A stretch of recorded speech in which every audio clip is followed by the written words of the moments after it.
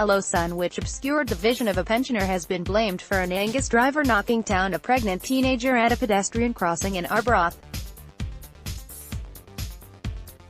Mary Crighton was back at Forfar Sheriff Court yesterday in the latest round of court hearings, which her solicitor described as something of a shock to his client.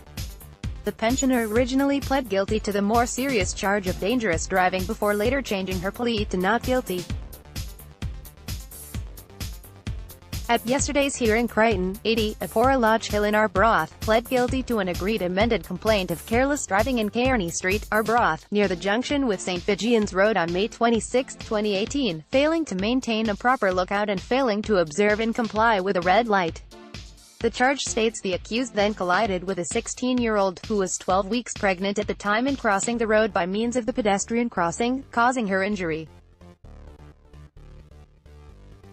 At yesterday's intermediate diet before Sheriff Gillian Martin Brown, Deputy Fiscal Jill Drummond told the court the teenager pressed the button at the crossing shortly before 8 p.m.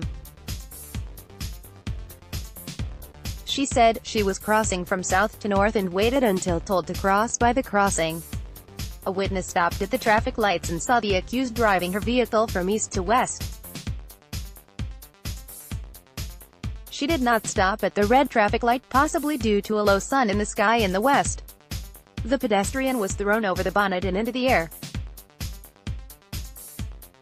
The windscreen and the headlight smashed. An ambulance was called and the pregnant teenager suffered a laceration above her right eye, which had to be glued shut, and a number of grazes and bruises. Defense solicitor Billy Rennie told the court the low sun had been an issue for his client.